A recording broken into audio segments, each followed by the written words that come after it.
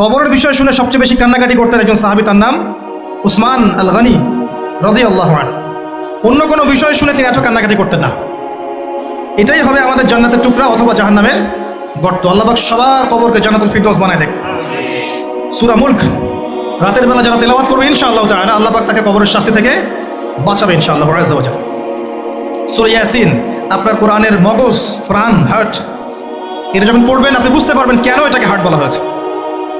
সূরা বাকারা যে ঘরে পড়া হবে সেই ঘর থেকে শয়তান পালিয়ে চলে যাবে। আমরা তো বাড়ি করলে হুজুর ডেকে আনি, তাই না? ঝাড়ফুঁক করাই, বাড়ি বন্ধ করি, তাবিজ করি, কত কি করি না? মাশাআল্লাহ, আসল কাজ করি না। একটা জায়গায় উঠেছেন, বাসায় উঠেছেন, নতুন বাসা, সূরা বাকারা তেলাওয়াত করেন। ব্যবসা স্টার্ট করেছেন, ওখানে সূরা বাকারা প্লে করেন বা তেলাওয়াত করেন। সূরা বাকারা যেখানে তেলাওয়াত হবে বরকত আসবে এবং সেখান থেকে শয়তান পালিয়ে যাবে ইনশাআল্লাহ তাআলা। অনেক ফজিলত আছে। সূরা কাফিরুন, ওই যে বললাম 1999 জন মানুষ জাহান্নামে যাচ্ছে, তাদের আমল নামায় কোন পাপটা কমন ছিল জানেন? তাদের আমল নামায় কোন পাপটা থাকতে পারে বেশি? শিরকের পাপ। কারণ কি জানেন? আমি বলছি, সূরা নিসার মধ্যে আল্লাহ পাক বলেছেন, ইন্নাল্লাহা লা ইয়াগফিরু আন ইউশরাকা বিহি ওয়া ইয়াগফিরু মা দুনা যালিকা লিমান ইয়াশা। আল্লাহ পাক তার সাথে শিরকের গুনাহ মাফ করেন না, এছাড়া যে কোনো পাপ আল্লাহ যাকে ইচ্ছা মাফ করতে পারেন। তার মানে যে মানুষগুলো বেশি বেশি জাহান্নামে যাচ্ছে তাদের আমল নামায় যে পাপটা থাকতে পারে কমন, সেটা হচ্ছে কি? শিরক। অন্য পাপ হলে হয়তো আল্লাহ পাক মাফ করে দিতেন, সিম্পল। এই শিরক থেকে আল্লাহ পাক আপনাকে বাঁচাবেন একটা আমলের মাধ্যমে। বলে দেব, সূরাতুল কাফিরুন। প্রত্যেক রাতে আল্লাহ পাক যে কথাগুলো আমি বলছি, প্রথমে আমাকে আমল করার তৌফিক দান করুন, আমিন, এবং আপনাদের সবাইকে তৌফিক দান করুন, আমিন। সূরা কাফিরুন রাতের বেলা তেলাওয়াত করলে আল্লাহ পাক আপনাকে শিরক থেকে বাঁচিয়ে রাখবেন ইনশাআল্লাহ। এছাড়াও আরো 3টা ছোট ছোট সূরা আছে, সূরা ফালাক, সূরা নাস, ইখলাস। সকাল সন্ধ্যায় 3 বার করে, ফজরের পর 3 বার, 3 বার 3 বার, মাগরিবের পর 3 বার 3 বার 3 বার। এটা বিকেলেও করা যায়, আসরের পরে করা যায়। আর ঘুমানোর সময় 3 3 3 করে হাত দুটো একত্রিত করে ফু দিয়ে সারা গায়ে মাসাজ করে ঘুমাতে হয়। এটা করলে দৃশ্য অদৃশ্যের ক্ষতিগুলো আপনাকে স্পর্শ করবে না ইনশাআল্লাহ। মানুষ ঘুমালে শয়তান ঘাড়ে 3টা গিট দেয়, মনে আছে হাদিসটা? মনে আছে? গিট দেয় এবং বলে তুমি ঘুমাও, তোমার সামনে লম্বা রাত। আবার গিট দেয়, তুমি ঘুমাও, তোমার সামনে লম্বা রাত। আবার গিট দিয়ে বলে তুমি ঘুমাও, তোমার সামনে লম্বা রাত। যদি আপনি 3 বার মাসাহ করেন ইনশাআল্লাহ তারা দেখবেন সকালে উঠতে আপনার সুবিধা হচ্ছে, এনার্জি পাচ্ছেন, আপনার মধ্যে জড়তা কাজ করবে না। এমন অনেক মুসলিম যুবক আছে কোরআন খুলে দেখেনি কখনো, বিশ্বাস করেন না? সিরিয়াসলি বলছি, এমন অনেক মুসলিম প্রজন্ম আছে যারা কোরআন খুলেও দেখেনি কখনো। তারা জানে কোরআন কয়েকটা দিন পড়তে হয়, কেউ মারা গেলে, কারো 40-এর দিনে, কারো কুলখানির দিনে, দ্যাটস অল। অথবা একটা আয়াতকে ছিঁড়ে নিয়ে কাগজের মধ্যে মুড়িয়ে এখানে মাদুলির মধ্যে ঢুকিয়ে দিবে, ব্যাস বরকত, তাবিজ। এভাবে তারা কোরআন নিচ্ছে জীবনে। এরকমও মুসলিম আছে, আল্লাহ পাক এদেরকে হেদায়েত করুন, আমিন। আমরা কিন্তু আমাদের এই গায়েবের 6 পিলারের কিছুই দেখিনি। পরকালের জীবন দেখেছেন? আমরা দেখি নাই। তাই বলে কি আমরা বিশ্বাস করবো না? আমাদের বিশ্বাসটা হচ্ছে গায়েব, অদৃশ্যে। আর চাক্ষুষ পশ্চিমা দর্শনে বিশ্বাস হচ্ছে যে আপনি এই পরীক্ষা নিরীক্ষা যুক্তি দর্শন বিজ্ঞান দিয়ে প্রমাণ করতে না পারলে সেটা কখনো জ্ঞান নয়। এই জ্ঞানতাত্ত্বিক পার্থক্যের কারণে তারা নাস্তিকতায় বিশ্বাসী। আপনাকে এপিস্টিমোলজি বুঝতে হবে, দর্শনটা কি। ওদের দর্শনটা এমন আর আমাদের দর্শনটা এমন নয়। এই কারণে দেখবেন জিনে ওরা বিশ্বাস করে না। মুহাম্মদ সাল্লাল্লাহু আলাইহি ওয়াসাল্লাম জিনদেরও নবী ছিলেন এবং আছেন। এবং ওয়া মা খালাকতুল জিন্না ওয়াল ইনসা ইল্লা লিয়াবুদুন, সূরা যারিয়াতে 56 নম্বর আয়াতে আল্লাহ পাক বলেছেন যে আমি মানুষ এবং জিনকে শুধুমাত্র আমার ইবাদত করার জন্য সৃষ্টি করেছি। ইবলিস সে কি ফেরেশতা? ইবলিস সে কি ফেরেশতা ছিল? খেয়াল করে দেখেন, আল্লাহ পাক বলছেন ওয়াইজ কুলনা লিল মালাইকাতি ইসজুদু লিআদম, যখন আমি মালায়েকা ফেরেশতাদেরকে বললাম তোমরা আদমকে সিজদা করো। কাদেরকে বললেন? ফেরেশতাদেরকে বললেন। ইল্লা ইবলিস ফাসাজাদু ইল্লা ইবলিস, সবাই সিজদা করলো, ইবলিস সিজদা করলো না। এই আয়াত থেকে বুঝতে পারছি যে ইবলিস একজন ফেরেশতা, নাউজুবিল্লাহ। এই আয়াতের মধ্যে তো জিনের কথা নাই, আছে? কোরআনের এই একটা আয়াতকে কেন্দ্র করে যদি আপনি ফলাফলে আসতে চান তাহলে আপনাকে বিশ্বাস করতে হবে যে ইবলিস একজন জিন ছিল, সরি মালাক ছিল। আল্লাহ পাক মালায়েকাকে বলেছেন সিজদা করো, ইবলিস করেনি। কি বুঝলেন? ইবলিস মালাক ছিল। এটা হচ্ছে কি কোরআনের কিছু অংশকে পড়ে মুফতিগিরি করা। আপনি যখন সূরা কাহফের মধ্যে যাবেন তখন দেখবেন আল্লাহ বলছেন ওয়া কানা মিনাল জিন, আছে না? সে জিনদের একজন ছিল। এই কোরআনের আংশিক জ্ঞান নিয়ে যখন আমরা সলিউশন বের করতে যাব তখন আমাদের অবস্থা হবে এমন। একটা বিষয় সম্পর্কে কোরআনের বিভিন্ন জায়গায় যা বলা আছে সবগুলোকে একত্রিত করতে হবে। এই প্রসঙ্গে যতগুলো হাদিস আছে এগুলোকে একত্রিত করতে হবে। সাহাবায়ে কেরামদের যে কওল আছে এগুলোকে একত্রিত করতে হবে, সলফে সালিহিনের বুঝগুলোকে একত্রিত করতে হবে, এরপর একটা সিদ্ধান্তে আসতে হবে। আর যদি আপনি একটা আয়াতকে কেন্দ্র করে ফলাফলে আসতে চান, এই সমস্যাটার নাম হচ্ছে আইসোলেশন, মানে একমুখী জ্ঞান, বা আপনি একটা বিষয়কে দেখেই সিদ্ধান্তে চলে আসলেন। তো কোরআন বোঝারও একটা মূলনীতি আছে যে আমি একটা আয়াতকে দেখেই কিন্তু ফলাফলে আসা যাবে না। যেমন একটা আয়াত আছে যে মুশরিকরা তোমাদেরকে যেমন করে হত্যা করে তোমরাও মুশরিকদেরকে হত্যা করো, আছে না? কোন সূরা আছে? কোন সূরা আছে বলেন? জানেন না? এমনি তো ভাই আল কোরআনের আলো ঘরে ঘরে জ্বলবে না। যখন উত্তরগুলো সবাই বলতে পারবেন তখন কোরআনের আলো ঘরে ঘরে জ্বলবে ইনশাআল্লাহ। সূরা তওবায় আছে ওয়াকাতিলুল মুশরিকিনা কাফা কামা ইউকাতিলুনাকুম কাফা। এখন কেউ যদি এই একটা আয়াতকে দেখে সিদ্ধান্তে আসতে চায় তাহলে কি হবে? ইসলামের নামে জঙ্গিবাদ ছড়াবে। সিম্পল কথা, বুঝতে পারছেন? সে দেখবে হ্যাঁ মুশরিকদেরকে যেখানে পাবো সেখানে হত্যা করতে বলা হয়েছে, অতএব এটা আমাকে করতে হবে। কিন্তু পুরো কোরআন যদি সে পড়তো তাহলে বুঝতো এটা একটা নির্দিষ্ট প্রেক্ষাপটের আয়াত ছিল, এটা একটা নির্দিষ্ট প্রেক্ষাপটের আয়াত ছিল, যেই প্রেক্ষাপটে এটা প্রযোজ্য ছিল। এটাকে বলা আইসোলেশন, একটা আয়াতকে দেখেই সলিউশনে চলে আসা। আমার আলোচনার কিছু কিছু বিষয় তো কঠিন মনে হচ্ছে, আস্তে আস্তে সহজ হয়ে যাবে ইনশাআল্লাহ। আমি বোঝাতে চাচ্ছি যে আল্লাহ পাক কোরআনুল কারীমের মধ্যে প্রতিটা বিষয়ের সমাধান নাজিল করেছেন, এবং কোরআন কেন্দ্রিক আমাদের কিছু কাজ আছে। এই কোরআনের শাব্দিক অর্থ হচ্ছে নিত্য পঠিতব্য বই, যেটা নিয়মিত পড়া হয়। কিন্তু কোরআনের সাথে মুসলিমদের আচরণের ক্ষেত্রে আরও কিছু কাজ আমাকে নিয়ে আসতে হবে। সেই কাজগুলো কি কি আমরা সেগুলো আলোচনা করবো ইনশাআল্লাহ। তার আগে আমরা যে বিষয়গুলো বুঝলাম যে জ্ঞান তত্ত্ব ঠিক করতে হবে। আমরা আল্লাহ পাকের গায়েবে বিশ্বাস করি, আর গায়েবের বিষয়গুলো আল্লাহ পাক সর্বাধিক জ্ঞাত। এগুলোর ব্যাখ্যা কি? সমস্ত ব্যাখ্যা আল্লাহ পাক মানুষকে শেখান নাই। এমন অনেক জ্ঞান আছে যেগুলো আল্লাহ পাক মানুষকে আদৌ শেখান নাই, আছে না? আছে। মানুষ কি সব কিছু জানে? জানে না। তো কোরআনে আল্লাহ পাক বলছেন আমি কোরআনের মধ্যে সমস্ত বিষয়ের সমাধান নাজিল করেছি, এবং আল্লাহ আরও বলেছেন ওয়াকুলিল হাক্কু মির রাব্বিকুম, সত্য তোমার রবের পক্ষ থেকে নাজিল হয়।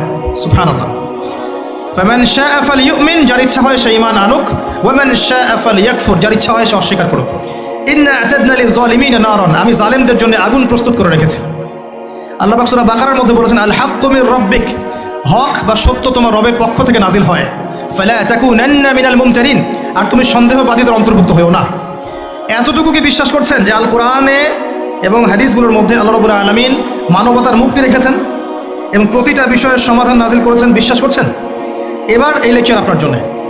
যদি আপনি বিশ্বাস না করেন তাহলে আমার লেকচার আপনার জন্য নয়। আমার কাছে আপনার জন্য কোনো হেদায়েত নেই, আপনি অন্য কারোর কাছে গিয়ে হেদায়েত পেতে পারেন, আমার কাছে নাই। যখন আপনি বিশ্বাস করছেন হ্যাঁ আল কোরআনে আল্লাহ পাক প্রতিটা বিষয়ে সলিউশন নাজিল করেছেন, আলহামদুলিল্লাহ, এখন আপনি সামনে যান। কি করবেন? এখন আপনার তো কিছু দায়িত্ব বর্তাবে কোরআনের প্রতি, তাই নয় কি? যে কিতাবে আল্লাহ সমস্ত সলিউশন নাজিল করেছেন, এখন তার প্রতি তো আমার কিছু শ্রদ্ধা থাকতে হবে, তাই না? অ্যাজ এ মুসলিম আমরা কি করবো তাহলে? এখন আমি খুব সহজ করে বলার চেষ্টা করছি। ফার্স্ট অফ অল, প্রথম কাজ আমাদের প্রত্যেক মুসলিমকে, যারা লা ইলাহা ইল্লাল্লাহ কালিমা পড়েছি, আল কোরআনের বিশুদ্ধ তেলাওয়াতটা অবশ্যই শিখতে হবে। পারবো না ইনশাআল্লাহ? কারা কারা করতে পারেন হাত তোলেন দেখি। মাশাআল্লাহ, আলহামদুলিল্লাহ, তাকবীর, মাশাআল্লাহ। কোরআন এমনই একটা কিতাব যেটা আল্লাহ পাক কিয়ামত পর্যন্ত রেখে দিবেন, যার তেলাওয়াতের প্রত্যেক হরফে 10টা করে নেকি হয়। আলহামদুলিল্লাহ। আপনি আলিফ লাম মিম পড়বেন, আপনি 30টা নেকি পাবেন ইনশাআল্লাহ। রাসূলুল্লাহ সাল্লাল্লাহু আলাইহি ওয়াসাল্লাম অনেকগুলো হাদিসে বলেছেন যে আল কোরআন কিয়ামতের মাঠে ইয়াতি ইয়াউমুল কিয়ামা শাফিআন লি আসহাবিহি, কোরআন কিয়ামতের দিন আসবে তার পাঠকের জন্য সুপারিশকারী হিসেবে। সুবহানাল্লাহ। কোরআন তার পাঠকের পক্ষে সুপারিশ করবে। এমন একটা হাদিস আছে যেখানে বলা হয়েছে সূরা বাকারা এবং সূরা আলী ইমরান সামনে থাকবে। সূরা বাকারা, সূরা আলী ইমরান সামনে থাকবে। সূরা বাকারার তেলাওয়াতে বরকত লাভ করা যায়, আর সূরা বাকারার তেলাওয়াত ছেড়ে দিলে আক্ষেপ আসে। কি আসে? আক্ষেপ। আর বিখ্যাত হাদিস তো আপনারা জানেন সবাই, খায়রুকুম মান তাআল্লামাল কোরআনা ওয়া আল্লামাহু, পৃথিবীতে যত মানুষ আছে তাদের মধ্যে সবচেয়ে শ্রেষ্ঠ মানুষ তারাই যারা কোরআন নিজে শেখে এবং অন্যকে শেখায়। আগে নিজে শেখে, এরপর অন্যকে শেখায়। আয়েশা রাদিয়াল্লাহু আনহা থেকে একটা হাদিস এসেছে যে আল্লাযী ইয়াকরাউল কোরআন, যে ব্যক্তি কোরআন তেলাওয়াত করে, ওয়া হুয়া মাহিরুন বিহি, এবং এর উপর দক্ষতা অর্জন করে, মা'আস সাফারাতিল কিরামিল বাররা, এই ব্যক্তি কিয়ামতের দিন সম্মানিত ফেরেশতাদের সাথে হাসর করবে ইনশাআল্লাহ। ওয়াল্লাযী ইয়াকরাউল কোরআন ওয়া ইয়াতাতা'উ ফিহি, আর যে ব্যক্তি কোরআন তেলাওয়াত করে কিন্তু করতে গিয়ে আটকে যায়, ওয়া হুয়া আলাইহি শাক্কুন, তার জন্য এটা কষ্টকর হয়, বারবার পড়তে পড়তে আটকে যায়, ফালাহু আজরান, তার জন্য ডাবল পুরস্কার আছে। একটা হাদিসের মধ্যে নবী সাল্লাল্লাহু আলাইহি ওয়াসাল্লাম বলেছেন, মুসলিমের হাদিস, যে ইন্নাল্লাহা ইয়ারফাউ বিহাযাল কিতাবি আকওয়ামান, আল্লাহ পাক এই কোরআনের মাধ্যমে বহু কওমকে মর্যাদামণ্ডিত করেন, সুবহানাল্লাহ, ওয়া ইয়াদাউ বিল আখারিন, এবং অনেককে আল্লাহ পাক অপমানিতও করেন, কারণ কোরআন ছেড়ে দিলে মানুষ অপমানিত হয়ে যাবে। কোরআন যার ভিতরে নাই তার দৃষ্টান্ত দেওয়া হয়েছে একটা উজাড় ঘরের মতো, একটা ঘর যার মধ্যে কোনো কিছু নাই, বিরাট একটা ঘর। আর একজন ব্যক্তি যার ভিতরে কোরআন নেই তার দৃষ্টান্ত হচ্ছে ওই ঘরটার মতো। যারা হাফেজে কোরআন তাদের সম্মান সম্পর্কে আল্লাহ পাক বলেছেন হাদিসের মধ্য দিয়ে, নবী সাল্লাল্লাহু আলাইহি ওয়াসাল্লামের মাধ্যমে, যে হাফেজে কোরআনদেরকে আল্লাহ রাব্বুল আলামিন কিয়ামতের মাঠে বলবেন, ইকরা ওয়ারতাক, তুমি পড়ো এবং উঠতে থাকো, তুমি পড়ো এবং উঠতে থাকো, মানে জান্নাতের মর্যাদার স্তরে উন্নীত হতে থাকো। যেখানে তোমার তেলাওয়াত শেষ হবে জান্নাতে তোমার মর্যাদা সেখানে হবে ইনশাআল্লাহ। অসংখ্য হাদিস আছে। যখন আপনি বিশুদ্ধ করে তেলাওয়াত করা শিখবেন তখন নিঃসন্দেহে আয়াতুল কুরসি পড়বেন না? যে ব্যক্তি প্রত্যেক ফরজ সালাতের পর আয়াতুল কুরসি পাঠ করবে, মৃত্যু ছাড়া জান্নাতে যাওয়ার কোনো বাধা থাকবে না ইনশাআল্লাহ। এর মানে প্রত্যেক ফরজ নামাজ আগে পড়তে হবে, তারপরে আয়াতুল কুরসি পড়তে হবে, শুধু নামাজ না পড়ে আয়াতুল কুরসি নয়। এই যে রাতের বেলা, এখন রাতের বেলা ঘুমানোর আগে আপনি যদি সূরা বাকারা এর শেষের 3টা আয়াত অথবা 2টা আয়াত পড়েন, লিল্লাহি মা ফিস সামাওয়াতি এখান থেকে নিয়ে ফানসুরনা আলাল কওমিল কাফিরিন পর্যন্ত, অথবা আমানা রাসূল থেকে ফানসুরনা আলাল কওমিল কাফিরিন পর্যন্ত, নবী সাল্লাল্লাহু আলাইহি ওয়াসাল্লাম বলেছেন সারা রাত ইবাদতের নেকি পাবেন ইনশাআল্লাহ।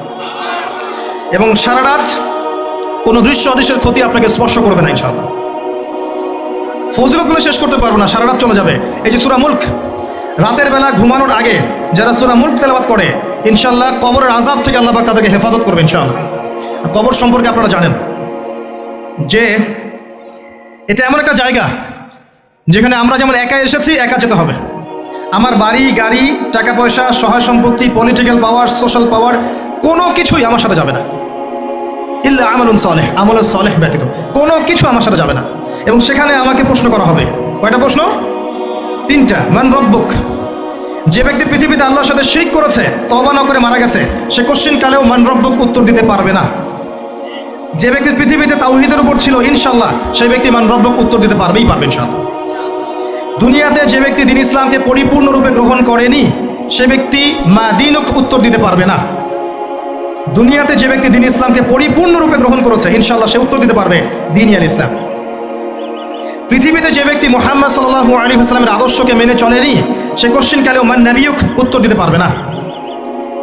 দুনিয়াতে যারা মুহাম্মদ সাল্লাল্লাহু আলাইহি ওয়াসাল্লামের আদর্শের উপর থাকবে তার সুন্নাহর উপর থাকবে ইনশাআল্লাহ হাসতে হাসতে উত্তর দিয়ে দিবে যে হুয়া রাসূলুল্লাহ সাল্লাল্লাহু আলাইহি ওয়াসাল্লাম। 3টা উত্তর যারা দিতে পারবে তাদেরকে আরো একটা এক্সট্রা প্রশ্ন করা হবে। এটা জানেন যে কিভাবে তুমি জানলে এগুলো? এটা তেমন কঠিন প্রশ্ন যেটার উত্তর বেশিরভাগ মানুষই দিতে পারে না। আমি কেমন করে বললাম বেশিরভাগ মানুষ দিতে পারে না? সহিহ বুখারীর ওই হাদিসগুলো থেকে। কোন হাদিস? 4 বার এসেছে আদম আলাইহিস সালামকে আল্লাহ পাক ডাকবেন, ডেকে বলবেন তোমার সন্তানদের মধ্য থেকে জাহান্নামীদেরকে আলাদা করে দাও। আদম আলাইহিস সালাম বলবেন কতজন হে আল্লাহ? আল্লাহ পাক বলবেন 1999 জনকে জাহান্নামের জন্য আলাদা করে দাও। তাহলে বুঝতে পারলাম কবরের উত্তর বেশিরভাগ মানুষই দিতে পারবে না। তো সেই ব্যক্তি তখন বলবে যে করাআতু কিতাবাল্লাহ ফাআলিমত, আমি আল্লাহর কিতাব পড়েছি এরপর জেনেছি। তাহলে আল্লাহর কিতাব পড়ার দরকার আছে না ভাই? আলহামদুলিল্লাহ। ফজিলত এই বিষয়টা শুনে